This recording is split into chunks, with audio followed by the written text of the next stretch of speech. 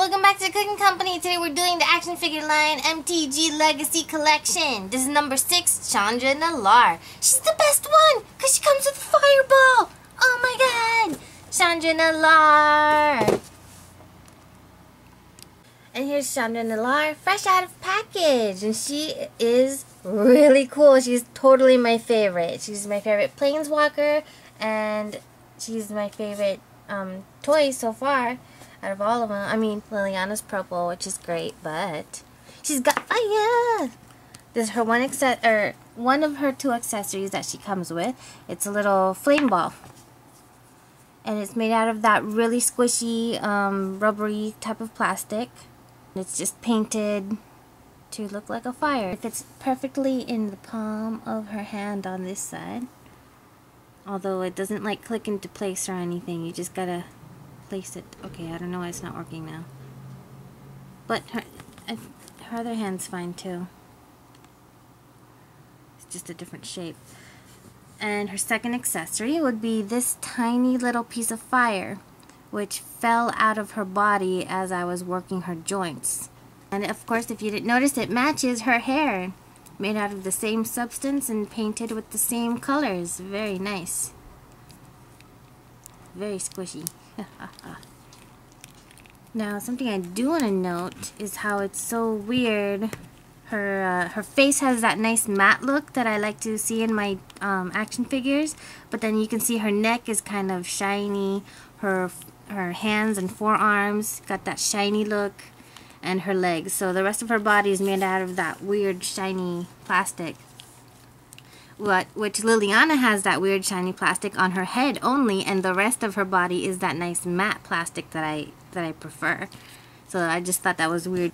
Also wanted to note that just looking at these girls, the way they're dressed, I really much prefer it to like some of the Marvel Legends and some of the other stuff. Like, look, all you can see on her is a little bit of thigh and a little bit of this. Like, there's no like overly sexual tendencies here.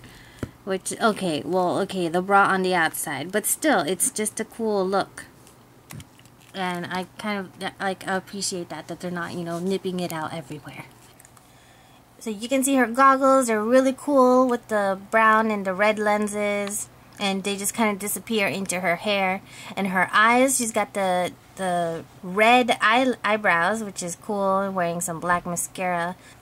Oh, and look at her eyes, the same nice orange color, and the red lipstick to match her eyebrows. That's weird. It's a weird combination, but it's cool. It looks really nice. And I don't know, can somebody tell me, because, you know, I play some Magic. I'm not going to say I'm some sort of elite player or whatever. And I've read maybe like 2 Magic books, but I still don't really know a lot about the lore of these characters. So what the heck does she have this tube for? She's got another one here on the arm, made out of that rubbery plastic. So I'm just wondering, because it connects from her back into her boob over here to her chest. See, because in the back it's connected to her red vest, but in the front it's just into her little chainmail shirt sort of dealy. So what is it really connecting to? And this is just on her arm shield thingy. It's not really connected to anything. So what is that for? Although, see here, it's like some sort of fire indicator, or maybe that's where her fire comes out of for her hands to use. Maybe, I'm not sure. Because I always thought she just kind of spontaneously made fire whenever she wanted. But maybe there's some sort of fuel going in there. Not sure. But it looks really cool. Lots of little details, lots of riveting, and just the shoulder guards, or what do you call it, shoulder pads. They're really rubbery, so they don't hinder her movement at all. That's really, really good. And it's got lots of little belt buckles on her arm. This one more basic over here, because I guess most of the stuff is on the other hand. And her chainmail shirt just goes all the way down. There's this cool little skirt thingy with the little armor on the belt area. And just a little, you know, it's wrapped up in a neat little package. And another rubbery little shoulder guard thing, knee guard. And all these details are just painted on. Well, they're etched in. They're carved in and then painted. So to start off with articulation, her head has no hindrance whatsoever because her awesome hair is swept in an updo, which is very much appreciated. She does look all the way up. Well, okay, not all the way, but she looks pretty far up. And she doesn't really go down, just the whole looking straight ahead look. And she just go a little bit side to side. And of course, spinning the 360 around. And in her shoulder pads, they kind of bunch up when you put her arms all the way up. So yeah, you could take them out if you want, but I say just leave it. And you see that kind of, it's the same joints as all the other figures. And then her bicep does have some swivel,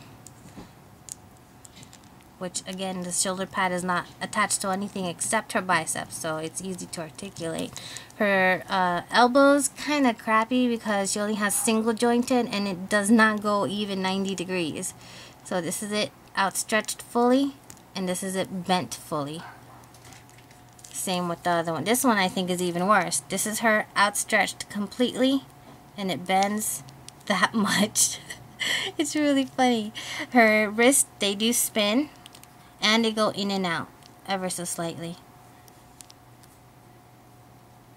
So it doesn't really go out, it's just outstretched and in is pretty much what she can do here. This one doesn't even look like it can go in and out. Let's see. Ever so slightly. Ever so slightly. Okay, and her upper chest area, her articulation, it does go in, out, side to side. Being very careful with it. And of course it spins in place 360, but it's so hard for me to do it. It's not, it's really fighting me, so I'm just gonna leave it. But I did get it to turn around 360 degrees once already off camera. Nothing at the waist, just the normal, whatchamacallsums. What are those? I don't know. So they have same joints over there as Ajani and Liliana. And it does swivel at the thigh, the upper thigh. And he's got double jointed knees, very nice. So she can pretty much bend about that much. And her ankle kinda goes up and down, but it's not, it's like almost negligible. It does spin around in place though. Let's see if the other one goes any further. Yeah, this one goes a little further. You can really see the movement there. And the joints on these figures, the range of motion is really limited by their sculpting. Like, they don't really, they care more about the sculpt of the clothing than the range of articulation. As you can see on some of the other figures where I said, like, the cut is there, but you can't really use it. Yeah, so that's one of the biggest problems with these figures as far as action figure-wise. So overall, she's definitely my favorite so far, and I'm really loving the details on her. Really nice and clean. Let me look at those flames on her skirt. Very, very nice. So there she is next to Ajani and Liliana. She's kind of in between of them height-wise, and if you can add the hair, she's the tallest one. Oh, unless he stretches out his legs. So let me know what you think. See you later, guys.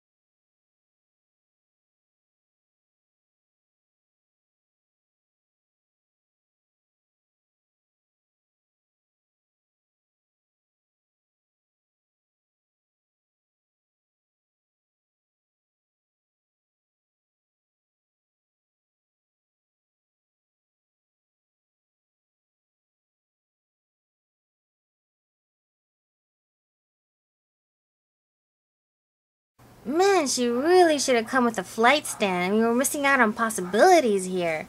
Anyhow, I found out where the little fire, the little tiny fire thing came from. It's, I believe it was a buildup of paint that should have gone right here. And then when I tried to move her head, it must have fallen off because it wasn't squishy. It was just like like a crumb made out of pure fire colors. And she's missing a chip right there, so I believe that's what happened. Look at that peg. It's just a little brown peg.